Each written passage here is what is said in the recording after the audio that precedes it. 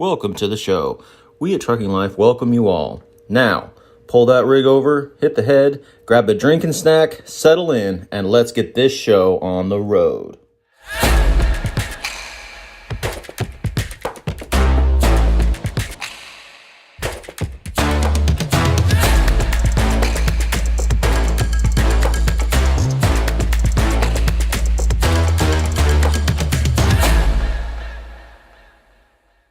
And now, your host.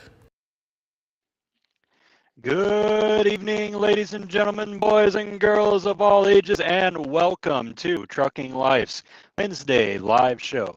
If it is 7 p.m. Central Time on Wednesday, that can mean one thing and one thing only. That means that it is time for Trucking Life to be live. I am your humble host with the most till I give up dose, Big Rig Ed, also known as Ed Plow. You can find me online on YouTube, youtube.com/BigRigEd.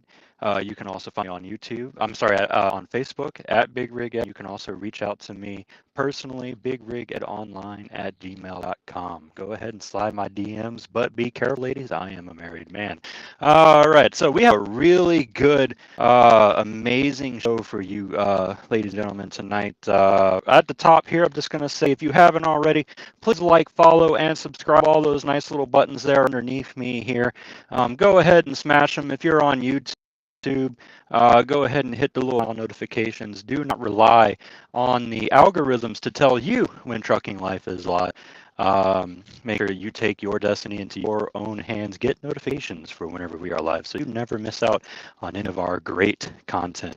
One thing I'm also going to say right off the bat is Happy Star Wars Day. I saw that Jed add a little bit to the intro there. Yep, there we go. Today is May 4th. So with that being said, May the 4th with you, always. I'm actually celebrating slightly. I've got my Baby Yoda tie-dye "This is the Way" t-shirt on, so that's always nice.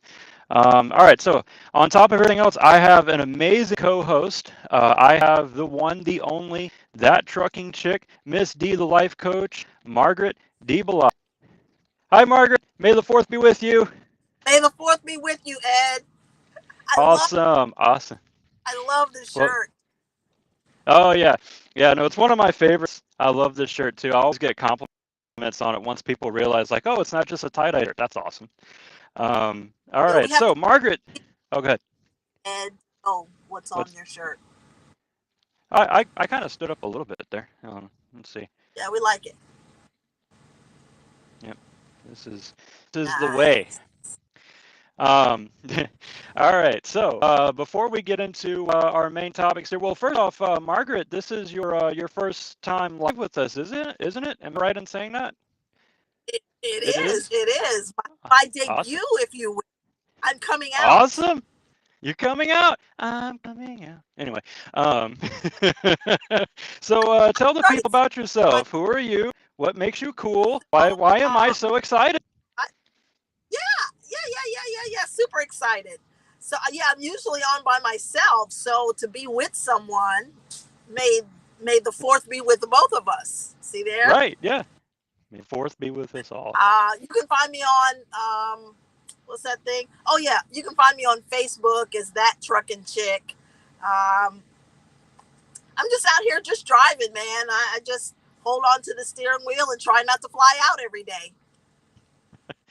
I got complimented on my back the other day, and I was like, man, you don't know how much that means to me. Once he told me how good of a driver he thought I was like, most of the time I'm out here just thinking I'm just screwing around. I know most of nobody's watching me back up.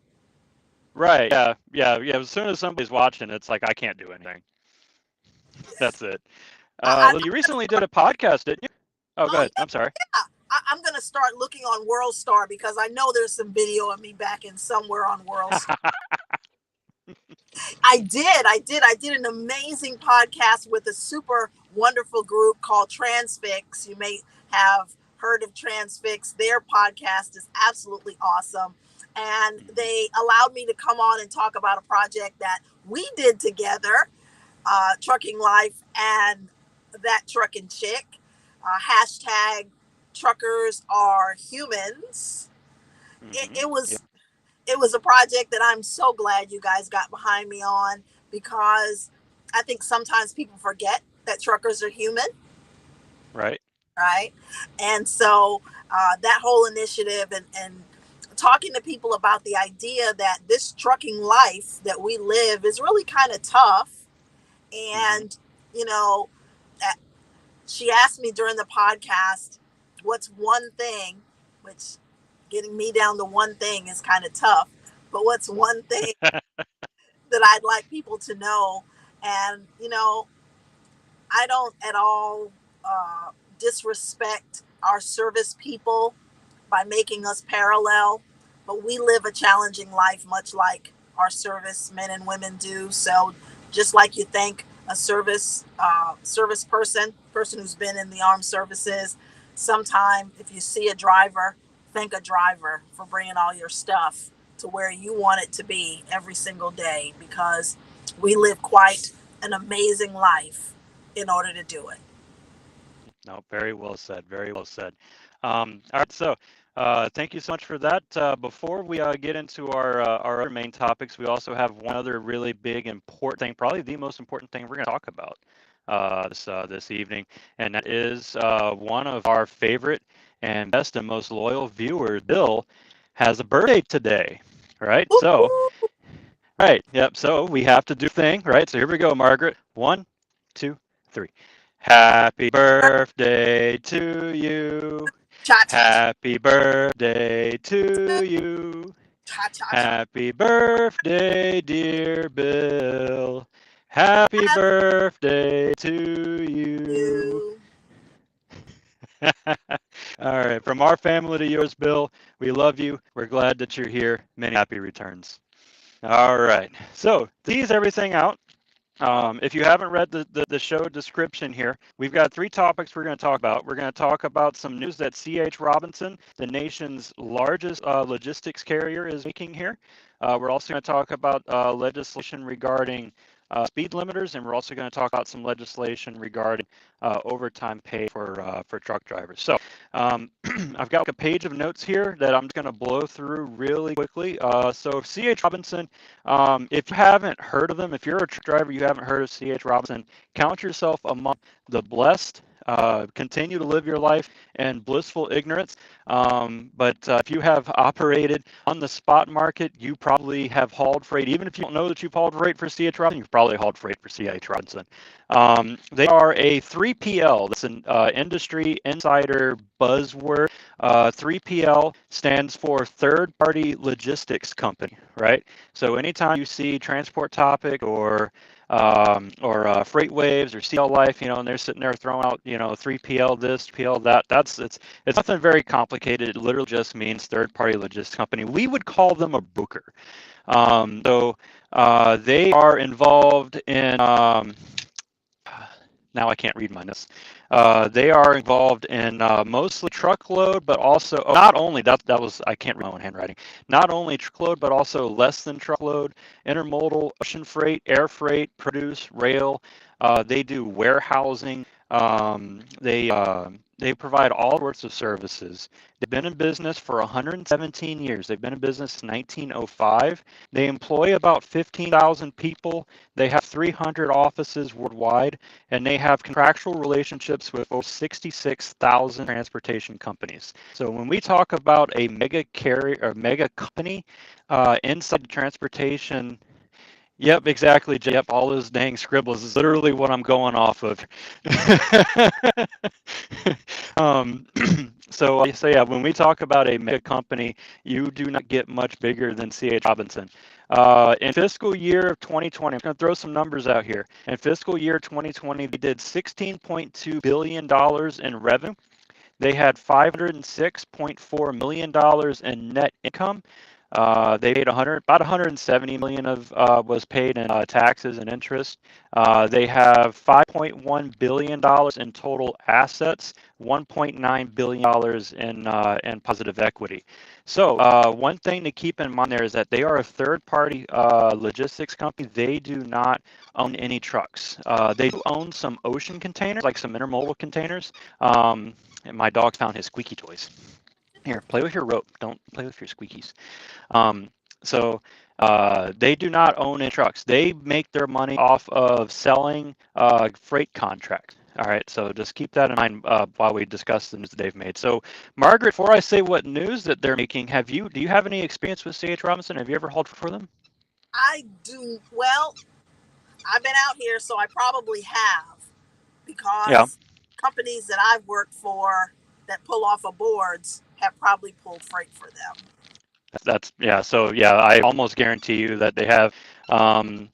In my experience, they're not the absolute worst. I will protect the innocent and not they who the absolute worst that I've ever hauled for are.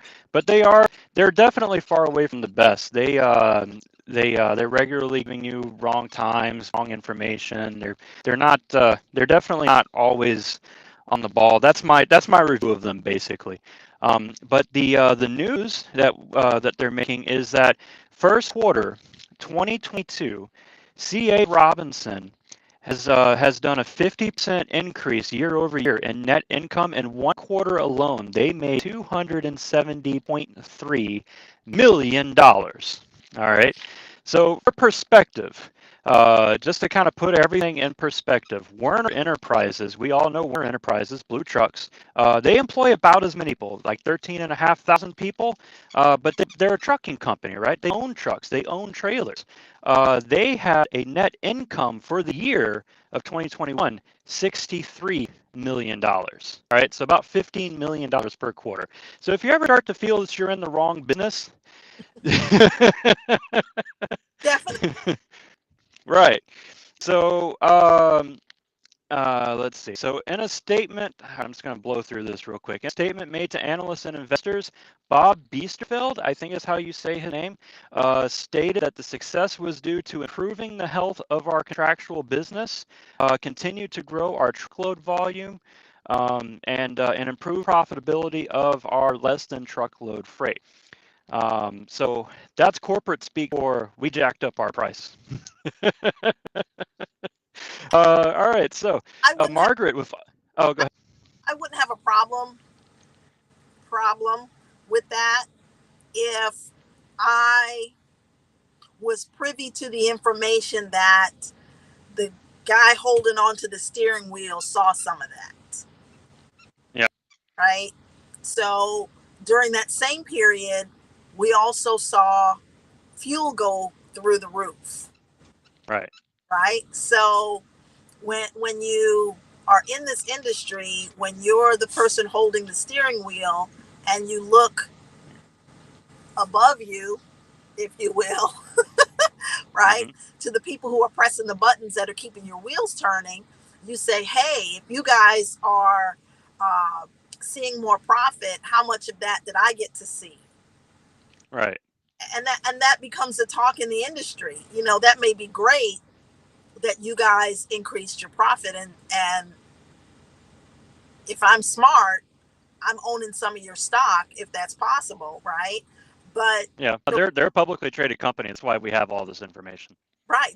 But the reality is, the guy that was holding the steering wheel, or woman that was holding the steering wheel, right. probably didn't see as dramatic an increase as that. Not 50% year over year. That's for damn sure.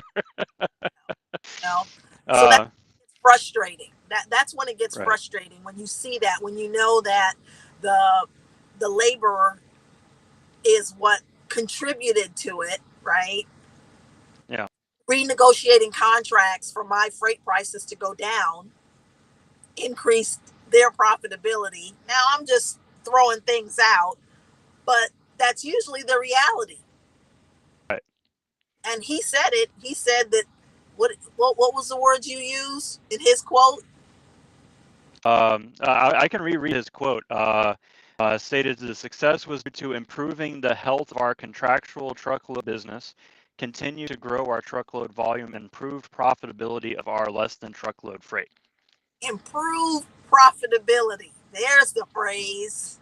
Right. Improve for you. Right. Yeah. See, that's the thing. Like, you know, when you have no actual like hard assets, like, you know, your assets are buildings, and computers and phones and stuff, right? the only way that you can improve profitability, in your business model is you increase your prices to your customers, in the case warehouses that are shipping things, and or decrease the payout, the amount of money that that's going out the door to the people that are servicing your contract. And so that in my mind, that's really the only thing that they can do. And it made them $270.3 million in one quarter. So let's just go ahead and blow through these questions I had for you. Are third-party logistic companies taking too much of the pie, right? So think about, let's think about the typical lease operator, right? So, leased on to some larger company, the broker will sell the load to his leased company, and then the lease company takes, about a third of the load before he gets anything. So what do you think? Are third-party logistics companies taking too much of the pie? Well, that's been the conversation over the last couple of years, right? Finding a way Right. to regulate how much of that pie. Or add transparency. I think that's been more. They wanted more transparency between what the brokers paid for the load versus what they're paying you for the load. I think that's what it is.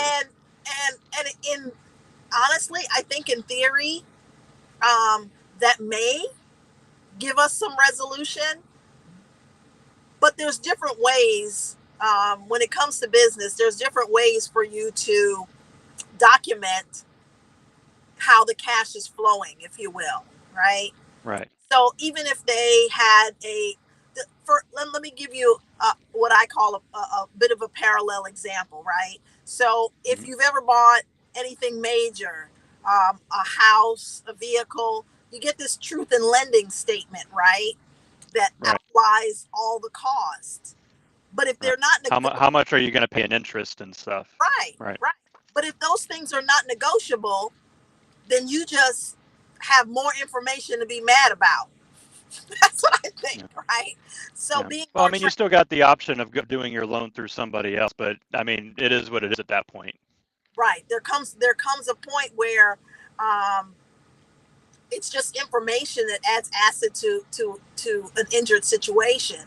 I think that perhaps the way that brokering loads happens now is the process itself is what needs to be revised, not necessarily just the transparency of the information. Right. No, well said. So right now, there's this huge push across a lot of different interested parties to make changes in the trucking industry that would make life better or easier for the average trucker, because everyone's concerned about the truck driver shortage, right? So what, if any, role do you think that brokers have in changing the industry for the better? Well, I mean, I think they have a huge role, right? Because they determine whether or not people want to continue being independent. Right. There's a lot of push to consolidate under large companies. That's what I'm seeing. In 2021, I believe, was a record-setting year of smaller companies that went out of business. Yeah, well, 2022 is gonna line up being a lot worse from the indicators that we have. Right. So, the third party, the broker, if you will, being more transparent or more fair. You know what I mean? Because I'd have to do some research. But I mean, this guy is the broker is the person in the middle, right? And so they're the person between the truck driver and the warehouse that are being serviced. Right. So essentially, their role is pushing the paper and negotiating. And so if they were to negotiate to bring together more of the income going into the driver's pocket, then the drivers have more incentive to be loyal to their broker. Yeah. I think a lot of times running off of, at least it's been my experience with some of my friends. Now I'm a company driver. That's my Me disclaimer. too. I'm a company driver. But what I feedback that I get from a lot of my friends is running off of different brokers at different times in different areas. Well, maybe it's the brokers that need to consolidate, not the companies. Yeah. I think the direction that I would go in is that for a lot of drivers, in particular, drivers that run off the spot market, in particular, owner operators, I feel that brokers are a major pain point for them.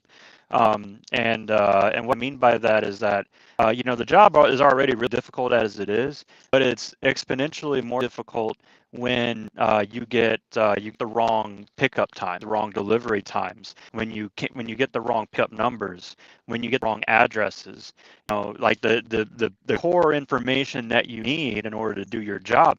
All right, where do I have to go and when do I have to be there? And they can't get it right. And then you try and call them and get them to get it right. And and they either are not receptive, they won't communicate, or in my experience, they're calling you at 2, 3 o'clock in the morning saying, "Hey, have you delivered yet?" I'm like, "No, I'm in bed. Leave me alone." you know. So yeah, no, it's I think that they're a major source of pain in the industry, and a major probably a major reason why a lot of drivers might have gotten out of the industry. The last question that I have about this before I get on my soapbox for the next 5 minutes is there any way that truck drivers can force them to make changes? Well, here's a comment. Eliminate the brokers, right? And get the Yeah. driver talking to deal straight with shippers. Yeah. That's an interesting viewpoint. And I think that's to my comment about consolidation. That we're looking at, there's conversation is, I guess, what I want to say about having more of a closer relationship with shippers as opposed to having that go-between person. Yeah. No, I agree that they do play a role. They're kind of a necessary evil. Like you do need that third party to introduce warehouse to truck drivers. Like there is a need for some sort of an intermediary. I don't know that a brokerage firm is exactly what's necessary here, particularly not in the 21st century. Like basically like a truck's load board, like the DAT board or something like that. Just a marketplace where shippers, warehouses can post, what am I what am I shipping and how much am I paying to get it dipped. And really that's all it needs to happen. And then after that it's just basic handshake of a deal between the driver and the shipper. Yeah, I'm going to haul your shit for you. Well, the brokers looked at more in a sales role than they are Yeah. customer service role. And I think perhaps scaling that model back to be more of a customer support role could possibly change that. Right, yeah, and that's something they're not getting a whole lot of is that customer support. Cool. So with all of that said, I'm going to get on my soapbox here for 5 minutes, and I'm going to say what I really think. I'm going to suck all the air out of the room, and I'm going to dip my toes slightly into the waters of conspiracy and politics. And this is to show that we are truly live because no one can stop me. So something that I want all of you to really think about is right now humanity is in a very fraught, precarious situation. And it's not just, and when I say humanity, I mean all humans in the world. It's not just America, it's everybody. We are in a time of great division, great insecurity. Sorry. No, you're good. We're in a time of great division, great insecurity. What's really important right now, and the reason why I latched on to the C.H. Robinson, and to Jed's point, right now we're knocking on World War III's door. We have a tinderbox in Ukraine right now. The Hawks are circling. It's not a great time to be a human on Earth. the point that I'm trying to make, please stop squeaking, thank you. The point that I'm trying to make is that the reason why I latched onto the C.H. Robinson story is that we really need to pay attention to, in this time of division, the main story isn't what bumper sticker your neighbor's putting on the back of his car. We need to be paying attention to who is making money, right? Who has leverage and positioned themselves to be as profitable as possible in a society where we're literally eating each other. Because these are the individuals, these corporations do not have our best intentions at heart. They would rather see the world burn before they be held accountable for their greed or their unethical actions. And so, I'm not worried about corporations that are just making, modest profits. Maybe they'll buy an espresso machine for the break room next quarter or something like that. No, I'm talking about people that are making windfall profits,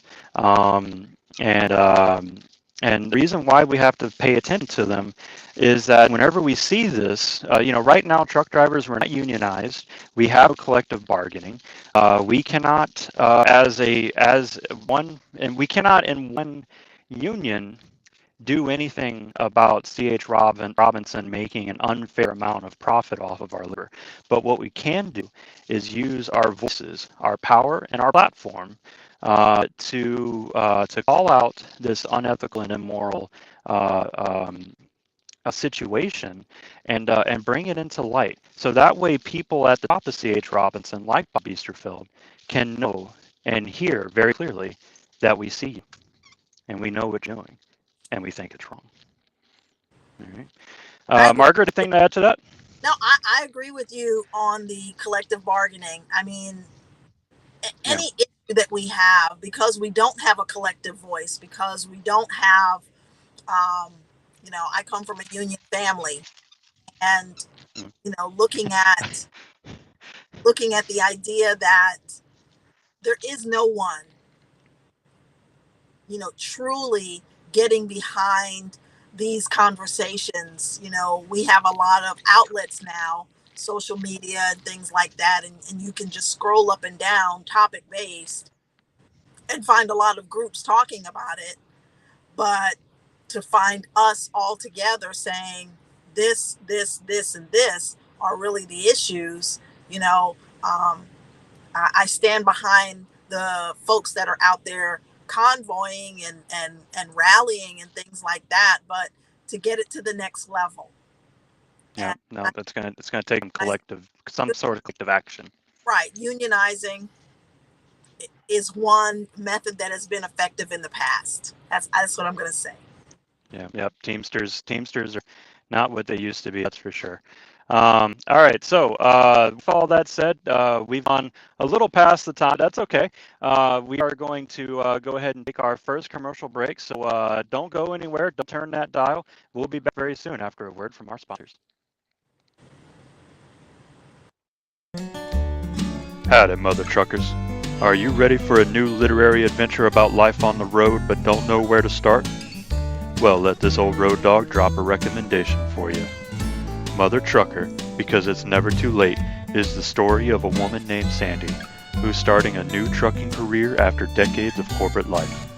Author Missy Rickman invites you to come laugh along with Sandy and her new friends' misadventures as they learn and grow on America's highways. Join readers from around the world, from California to Florida, from Okinawa, Japan, and even the Dignity Statue in South Dakota, and all parts in between. Mother Trucker is available now, online, at Amazon, Barnes & Noble, MotherTruckerTheBook.com, and wherever fine books are sold. Don't miss out. Order yours today while supplies last, and we'll see you out on the road, Mother Trucker. That voice sounds familiar. I don't know why. I can't quite place it, but I like the sound of that man's voice. Uh, all right, so on to our next topic. We are going to talk about the legislation. Well, it's not quite legislation. It is what is called SNPRM, a supplemental notice of proposed rulemaking. This comes from the FMCSA, the Federal Motor Carrier Safety Administration, the government agency that regulates trucks, talking about speed limiters, talking about regulating the speed at which a commercial motor vehicle can travel. So I'm just going to do a quick overview here. So let's see. It was about a week ago. FMCSA published a note of intent to proceed with an SNPRM, Supplemental Notice of Proposed Rulemaking. I had learned that one. Let's see. That would require all commercial motor vehicles with a gross vehicle weight rating of 26,001 pounds or more. Oh, sorry, my dog decided to jump on my lap. Come here. All right, so 26,001 pounds or more that is equipped with an electronic engine control unit, which is basically all of them that's been manufactured after 2003, that is capable of limiting the vehicle's maximum speed. Set that limit to a speed to be determined by the rulemaking for the service life of the vehicle. All right, so with all of that said, the FMCSA is requesting comments for that notice of intent for the SNPRM. Be on the lookout for links. This is a screenshot of the screen that you're going to get whenever you follow the link. We're gonna put that link up on screen for a little bit, and then we are also going to publish. You are biting me. Stop it. Go over there. Be a good dog. And we are also going to be publishing that link on our Facebook page as well. So be on the lookout for that later on. Let's see, Margaret, whenever I asked you for your position on speed limiters, you had said something along the lines of that this only hurts company drivers. And I found that interesting because the Owner Operators and Independent Drivers Association, or as I call them, OIDA, is claiming that the opposite is true, that that speed limiters would only would hurt independent drivers because large companies would then gain an unfair advantage. So I'm wondering if you could explain that position to me. Why do you feel that a speed limiter will only hurt a company driver? One of the main reasons why is because implementation will happen for company drivers much more quickly. Yeah, because independent drivers will wait like the last possible day. Yeah. As Cool a deal. person who currently drives a in trucking terms, driver terms, these governed vehicles, right? As I hold the steering wheel and watch the people who have somewhere to go by me. Yeah. You know, and like give you an example. When you go to certain places like Texas, where everybody can drive 70 and 75, and I drive 65. Really good song along those lines. Right? I can't drive 65. Right, yeah.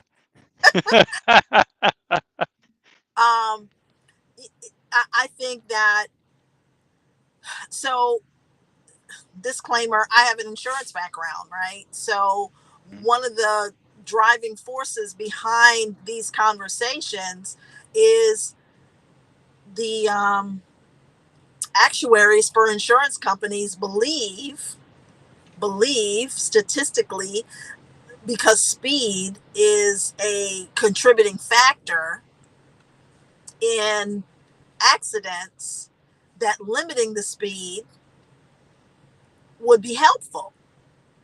Yeah, it would like lessen the severity of accidents and therefore, so on and so forth. Yeah. Therefore lessen the amount of monies that is paid out in claims. And so, right. And the companies are incentivized, right, to do this, to comply, even though it's not required. They're incentivized to comply because they get lower insurance rates. Right. Yeah. Like there's a like the cameras in the trucks, like a really big push by insurance companies. Like, you know, certain levels of insurance you can only get on your rig now if you have some sort of a camera system. Right. So we have the tail wagging the dog in my opinion, right? And putting the person who is being paid cents per mile at a disadvantage, because not only is my time limited, but the pace at which I can move during that time is limited. I mean, Right. at some point, I feel like, what are you going to do? Tie my arms so I can't hold the steering wheel either? I mean, good grief. How many more obstacles do you want to put in the way? Yeah. So my entire opinion about the speed limiter thing is entirely 100% dependent upon what is the speed. At what speed do they want to limit us? Because all right, so my full disclosure, I used to be a CL instructor. I'm a big safety guy. And my thing is that I anytime I see or hear about or watch or whatever any commercial motor vehicle driving dangerously, unsafely, they're going 75 plus miles an hour, parked, 5 inches away from a minivan full of kids. Like we see a lot of this stuff all the time. And the problem is that, like you say, we are paid by the mile. And so therefore, the faster that we can get these miles done, the more money that we make. So I think there's a big push on this. I'm seeing a lot of comments talking about no speed limiters, no speed limiters, no speed limiters. And I think a big reason for that is because there's the incentive to go faster. But if we change, this is why I don't think that the speed limiter argument needs to happen by itself. It's if we're going to have a speed limit argument, it's speed limit and what do we do to change incentives for safe driving. But yeah, like I said, it entirely depends on what that speed limit is. They say speed limit, all trucks need to be limited like 70 or 75 mile an hour. I don't care. The commercial tires that these trucks run on are only rated for 75 miles an hour. So any speed over 75, you're risking a tire failure. I personally don't believe there's any business for an 80,000-pound vehicle to travel faster than the speed of 70. That's just me. And I've had a rig that was governed at 70, and even at 70 miles an hour, you still get passed up all the time. Whether the speed limit's slower than 70 or not doesn't matter. There's always that one rig that's got to go 75 or 80, and the problem is that it's the people that do it unsafely, that do it wrong, that are the reason why we have to have these. Oh, it's Pat. The reason so many people are doing it wrong is the reason why we have to have this conversation in the first place.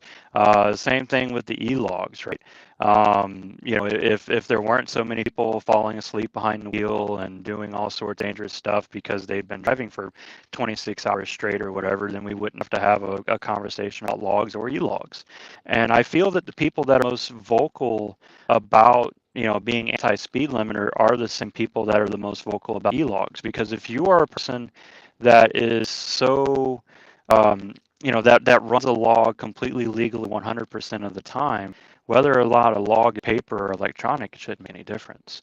The whole argument that an e-log forces you to drive when you're tired is BS me. Because the log can't tell you when to drive. All it can do is just keep an account of your time. It's a company that's micromanaging you that can see your e-log that might tell you, all right, your hour break is done, go drive, right? So that's your problem. It's not the log itself. But then you've also got people that are speeding that are convinced that the only reason that can stay profitable is through speeding, or the only way they can make enough money in this industry is through speeding. And I feel these are the individuals that are the most vocal opponents to it. But again, it depends entirely on what that speed is. 70 miles an hour, I don't care. They set the speed 55 miles an hour, and I'm still being paid. Cents per mile. I've got something to say. That's going to be stupid. I'm not going to like that. So that's what I'm saying is, it depends on the speed, It depends on whether or not we're going to have a conversation about our incentive. And that kind of leads us into when we talk about overtime pays. How are we compensated for our labor? And is the current model the right model, particularly when we start talking about changes such as making sure that all vehicles are traveling at the same speed? As far as arguments that putting all truck on governors, put them all at the same speed is unsafe, I reject that argument mainly because America is not the first company, or not the first country to do it. A lot of first world countries have their trucks set at a certain speed, about 100 kilometers per hour. I think what. Uh-oh, did we lose Ed?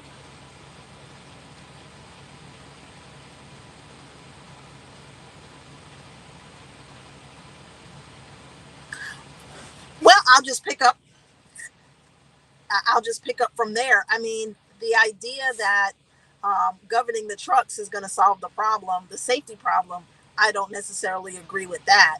The leading into the next part of the conversation, talking about overtime and how we're paid, I think. Close this window. Oh, there we go. There he is. How long was I gone? Not long. Okay. The question that I was going to ask you was all right, so you're an administrator with the FMCSA. You get to make the rules.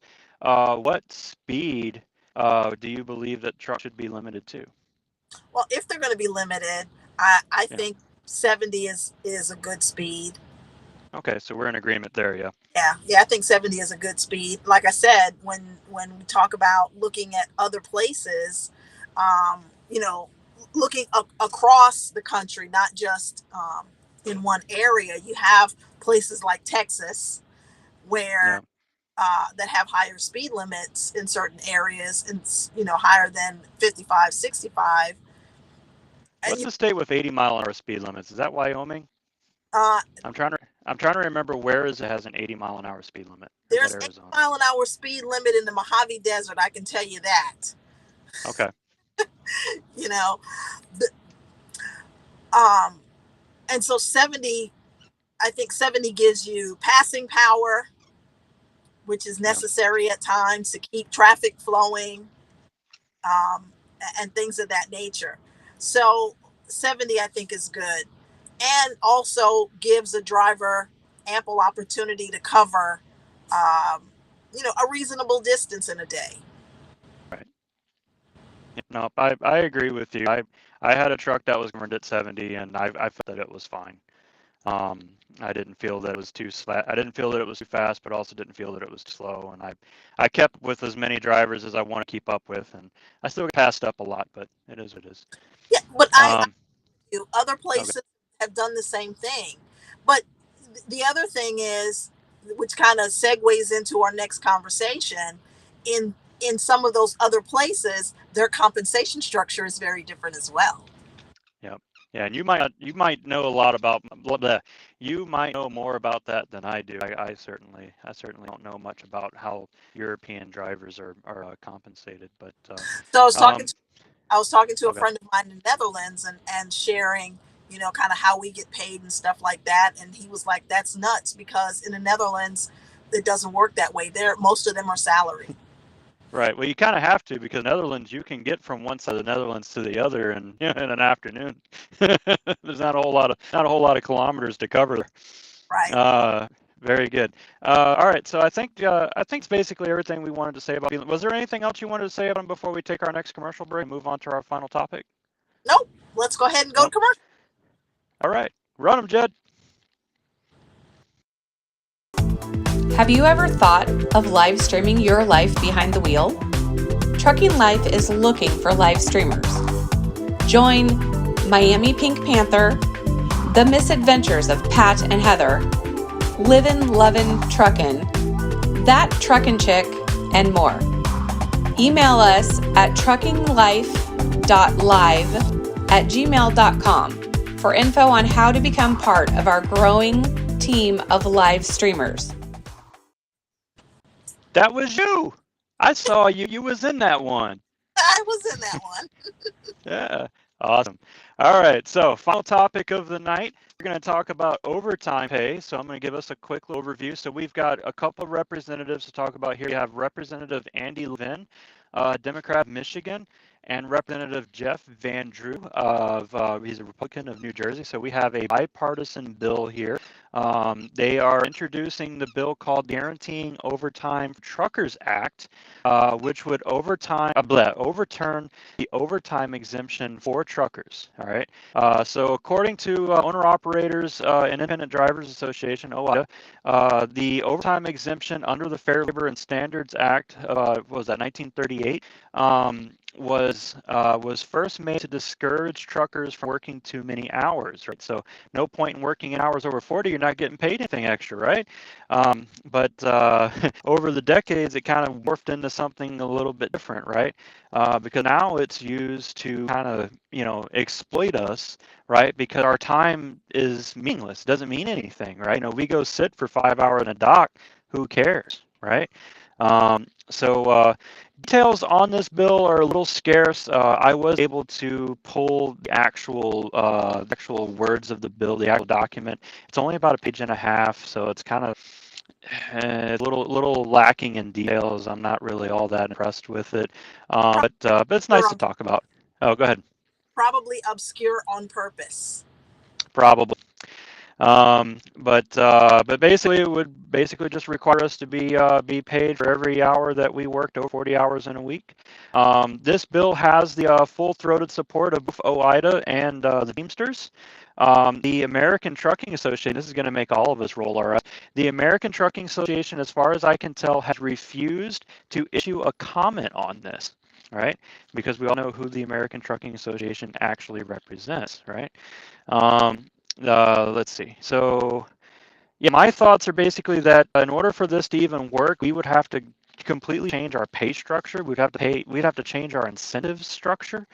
And part of the bill is partly intended to address, among other things, the truck driving shortage, something that we've addressed at length on this channel.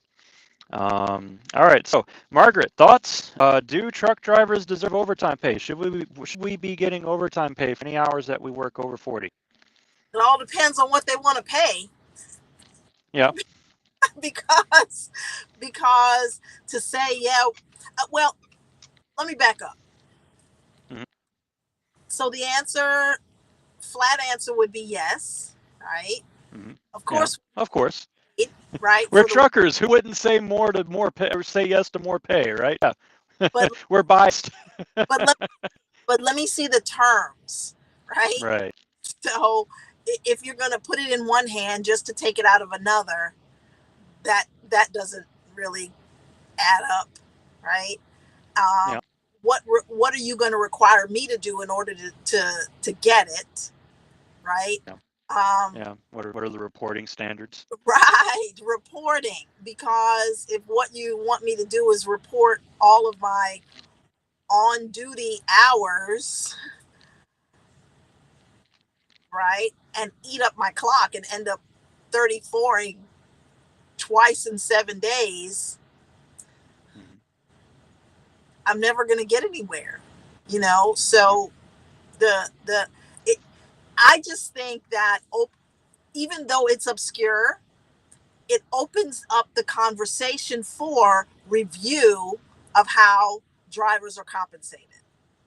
Right. Right. I'm hoping that this makes more feasible the greater opportunity for more salaried positions in trucking. How it impacts the owner operator, of course, is going to be very different. Right. Yeah. Any independent operator would be probably exempt from any of this. Yeah. Because they're a business owner, so it's a right, whole situation. Yeah. But for the company driver, I'm hoping that it. So some of the challenges with the driver shortage, right? It is compensation, right? So companies are justifying low compensation for an inexperienced driver, despite the fact that driver is out there just as much as the experienced driver. And I don't have a problem with that, except for the fact that the pay disparity is huge. And I think, in my little knowledge, more incentive towards salary drivers in this industry would attract many more people, because they would understand how the compensation works. People coming from traditional hours for dollars don't understand how this works. And when they see the paycheck, they're livid. Yeah. Yeah, because you can work a full 65-hour week, only move 2,000 miles because that was just the nature of your week, and you made less money, but you still worked. No, I will slightly push back a little bit. I am against growth in salary positions in the trucking industry, and I'll tell you why.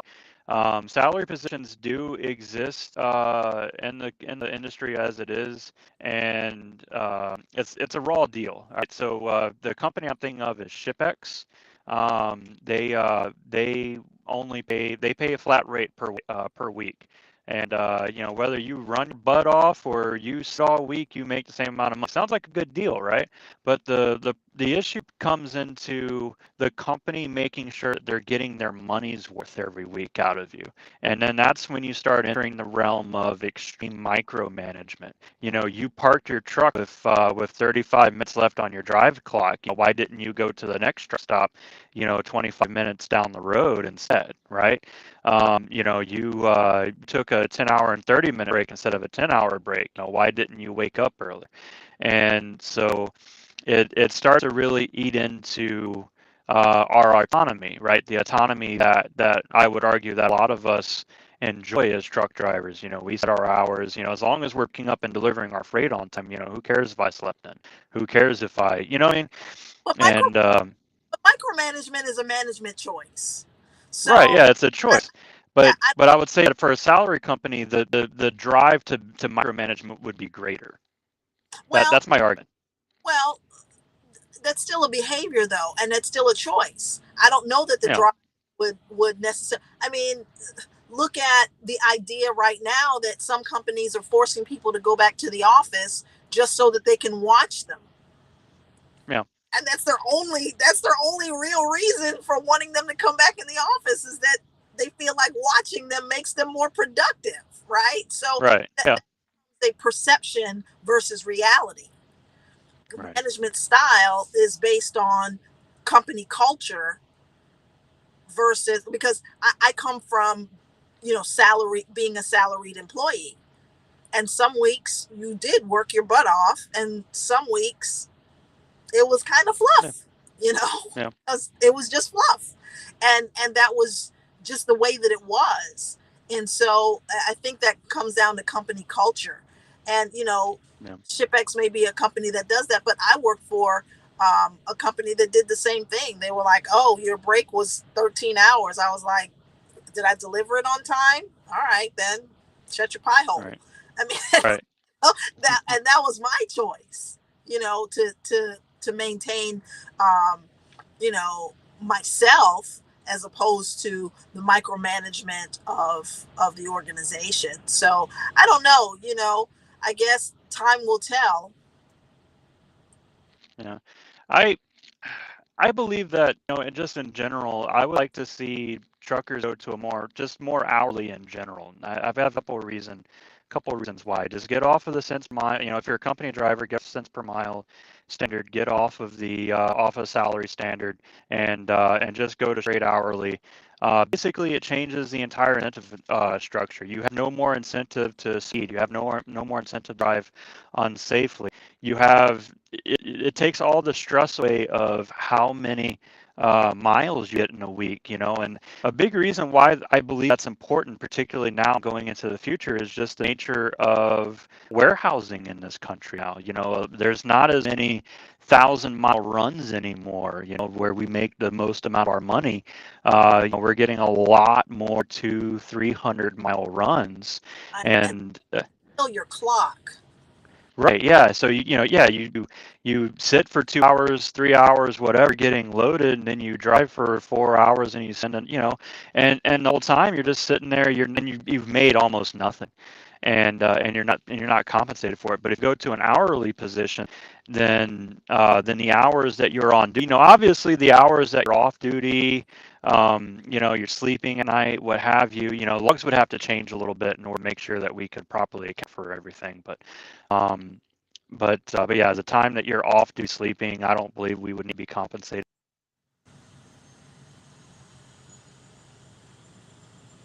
Definitely more opportunities, in my opinion. I think you agree, Ed, that there's more opportunities for us to talk about how compensation can look different. Um, There we Finding ways for compensation to look different. I agree with you. go. There's much to be considered. Right. Yeah, I think we can make huge changes to our incentive structure, and it would make broad changes to whether or not the industry is worth working in, and also our health safety out on the road. So, So cool. Go ahead. what are your thoughts on flat daily rates? I consider, I've technically done flat daily rate. It is technically a salary position, and same thing. It might as well just be a salary position, and at that point, it still makes me a little weary. Like, I technically wasn't micromanaged very much in that particular job. And again, the company that I was working for, I don't think they could micromanage if they wanted to, because they can't tell their elbows from their other holes. Um, so they had a lot more trouble than just operating a trucking company, and they barely did that. So yeah, I could see, I agree with your argument. It really just depends on the company whether or not they're going to salary you, and then it's their choice whether or not they're going to micromanage you. I don't I don't trust that most trucking companies would take that power and operate in that space in good faith. I don't think they could do it. If they were I think unionized, would. and that kind of brings on a whole other argument right there, is whether or not we should unionize. Yeah, no. But the problem is a lot of drivers, depending on their media diet and their politics, they don't want to have that conversation. But Well, yeah, cool. We've unraveled many systems in our country, and some of them far better, and then the unforeseen consequences that we're now living through. We live and learn. I need to read through all these comments here, because the comments, when they come in, I can't really read. Got glasses on, I don't. Yeah. Scotty was asking a question, how long we've been in the business. I've been for 10 years. Margaret? I'm a newbie, 2 years. You're 2 years? All right. Yep, Margaret drives for Daisy Sierra. Yep, Margaret drives.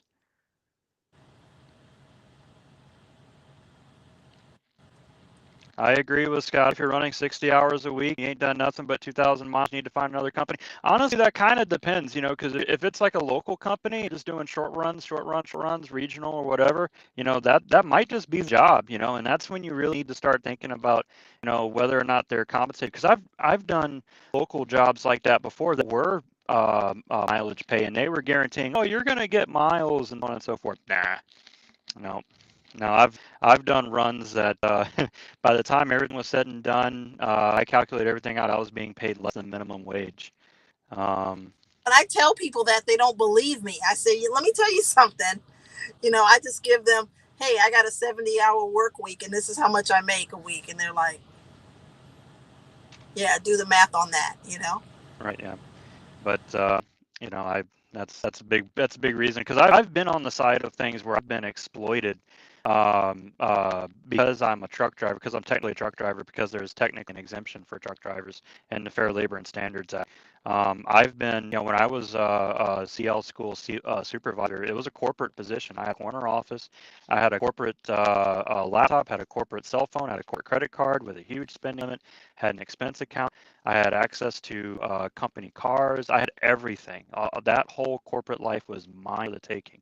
But because I was technically a truck driver, because I had a Class A CDL in my back pocket, they paid me hourly and they wouldn't pay me any overtime. Because technically at any point they could ask me to go back in a truck and I would have to do it. Wow. All right. So it is what it is. All right. So I think I've gotten through a lot here. Any final thoughts, Margaret, before I bring in our special guest, our mystery guest, the question mark? Well, the thing that I think I want people to walk away with is, yes, we brought up some points that are challenging, and we brought up some things that need improvement. Like, that's their grade right now. They've got an N for needs improvement. Right. and this is still our trucking life. You know, yeah, it is. Those of us that are out here, we're out here for our own individual reasons, the good, the bad, and the sometimes feet stink aspects of what we do, you know. And I'd hate anybody who's tuning in just this once to this one episode to think that everything in our industry is negative, because that's definitely not the case, you know. Right. Yeah. But it's tough, and we're, like many other industries, at a pivotal point. And so when you hear us talking about these topics, when you hear us thinking about these things out loud, it's because we want to make it better, not just for us, but for the people who are getting their licenses today and looking at this industry as a way to feed their families. Yeah. Very well said. All right. With all that said, I'm going to go ahead and tell Jed to put on our mystery guest for our next installment of Pat and Heather's series.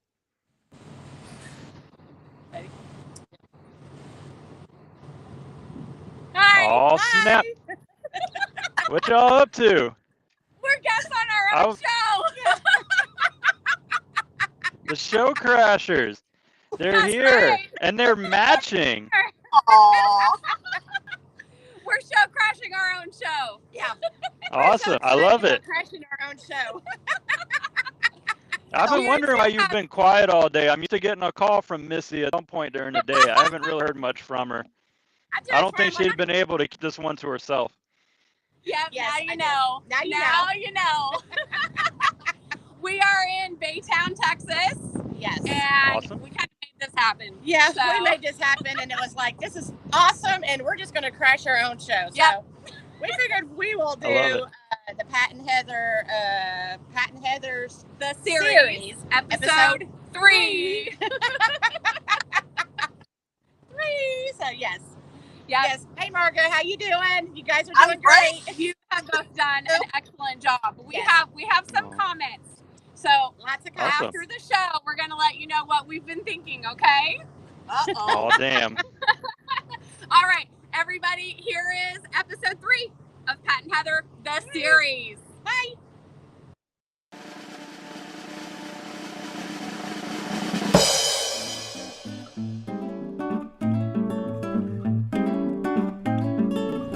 Well, we finally got to the hotel. He is now going to get something to eat because we are just exhausted and hungry and worn out. But this is what our room looks like. All of our stuff from the truck. All over in the room. And what made it even better was that the first room, yes, we've been in 2 rooms. The first room, the air didn't work. It was only 74 degrees in there, and it wasn't cooling off. And we couldn't have that because it's 2 big people in a bed, and we would be sweating our butts off. So he asked the person at the desk if we could change rooms, and of course she said yes, and then we had to move all of our stuff from the truck again. So I'm exhausted. And I feel bad because now he had to walk across the street to go get dinner to save us a little bit of money from not getting DoorDash. So there's a pizza place, so we went to go get that. And we drove by the yard, and it's very tiny, but it's cool. And I'm just looking forward to getting orientation over with and starting and making some money. So anyways, I'm sure he'll want to talk about some of the move. I don't know, but just exhausted. This is the part I hate.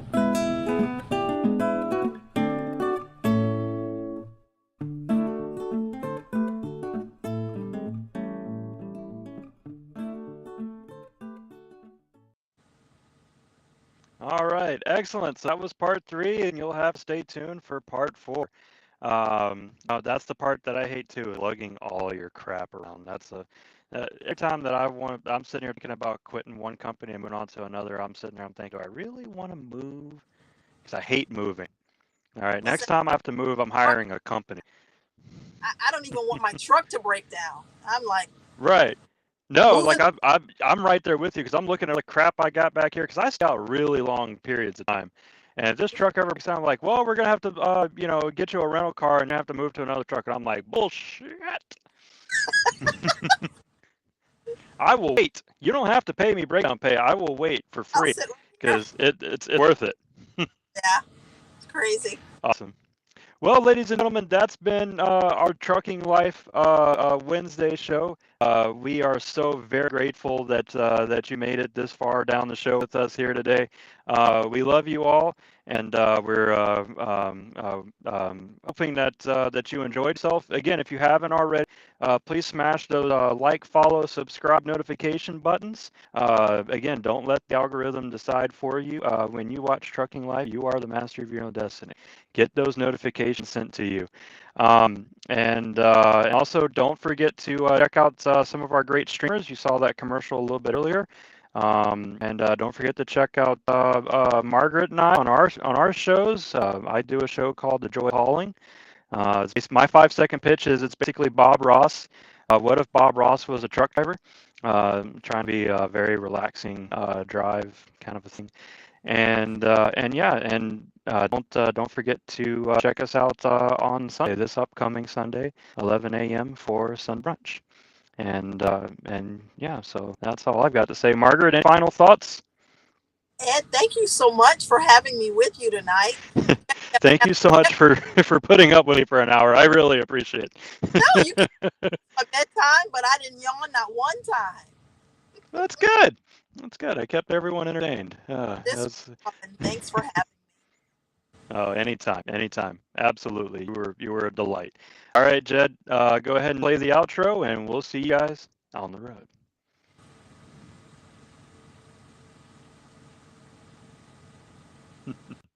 Join us every Sunday at 11 a.m. Central for Sunday Brunch. You're watching TruckingLife.live.